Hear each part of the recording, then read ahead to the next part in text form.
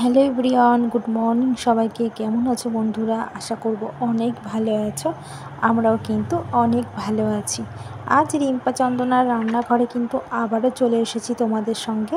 আজ কিন্তু নিয়ে এসেছি ডিমের অমলেট কারি। খুব সহজেই কিন্তু বানিয়ে নিয়েছি ডিমের অমলেট কারির রেসিপিটা। তাহলে চলো বন্ধুরা, আজকে এই রেসিপিটা তোমাদের সঙ্গে শেয়ার করছি।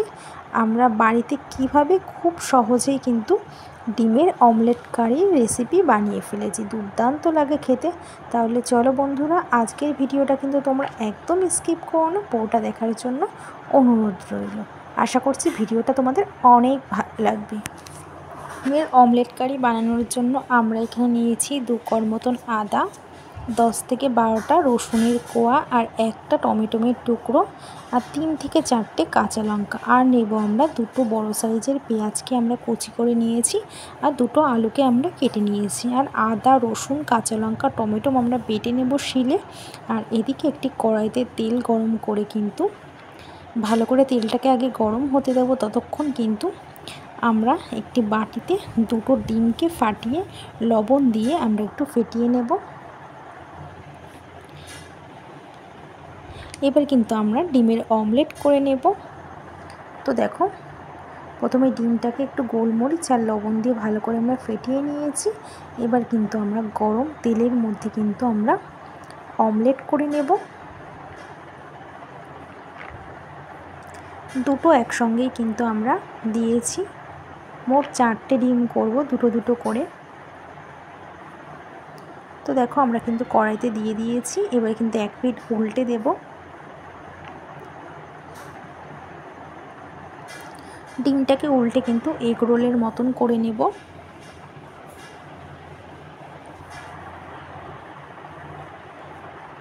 এবার কিন্তু মাঝখান থেকে আমরা পিস করে নেব, মানে মাঝখান থেকে আমরা টুকরো করে নেব।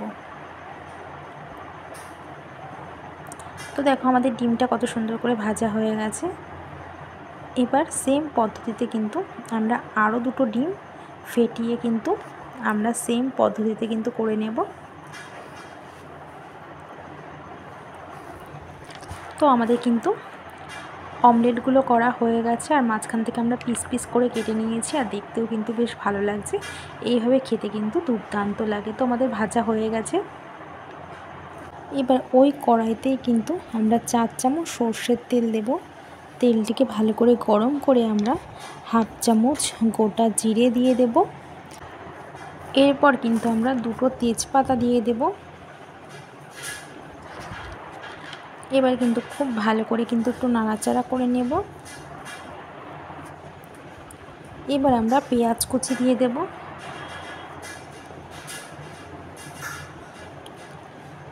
লবণ দিয়ে কিন্তু আমরা বেশ লাল লাল করে কিন্তু পেঁয়াজটাকে আমরা ভেজে নেব। আর এখানে আমরা 2টো বড় সাইজের পেঁয়াজ কিন্তু দিয়েছি।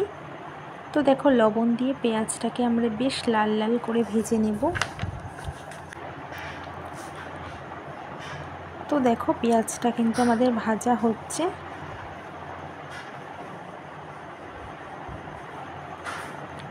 পেঁয়াজটা কিন্তু বেশ লাল লাল করে কিন্তু আমাদের ভাজা হয়ে গেছে।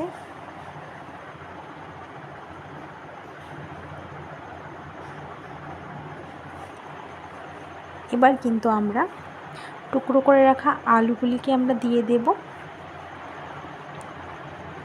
এবার পেঁয়াজের সঙ্গে কিন্তু আমরা খুব ভালো করে কিন্তু ভেজে নেব।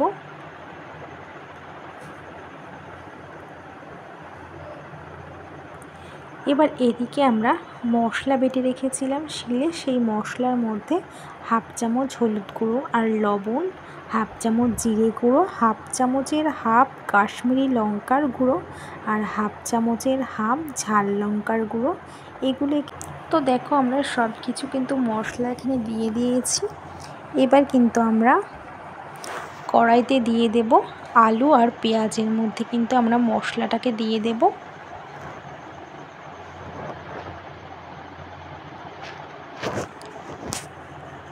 তো দেখো, আলু আর পেঁয়াজটা কিন্তু বেশ ভাজা ভাজা হয়ে গেছে। এবারে কিন্তু আমরা মশলাটাকে দিয়ে দেব।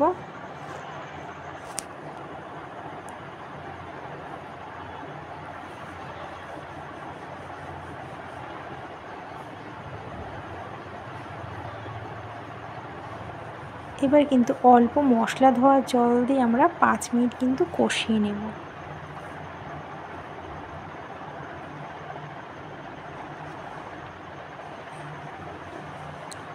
পাঁচ মিনিট কষিয়ে নেওয়ার পরও আমরা একটু ঢেকে দিয়েছিলাম।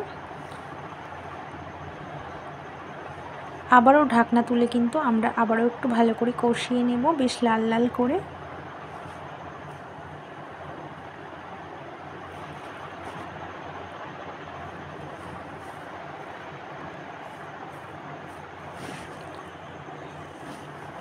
এবার কিন্তু পরিমাণ মতন আমরা জল দিয়ে দেব, আর লো টু মিডিয়াম আঁচেই কিন্তু এটা কষাতে হবে, হাই আঁচে কিন্তু কষানো যাবে না।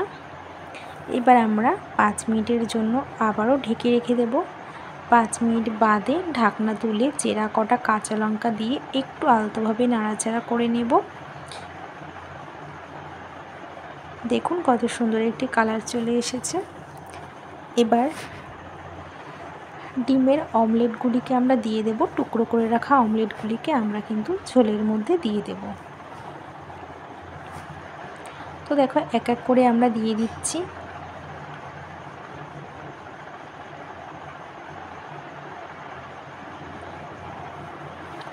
এবার কিন্তু 2 মিনিট কিন্তু আমরা খুব ভালো করে কিন্তু ফুটিয়ে নেব ঝোলের সঙ্গে।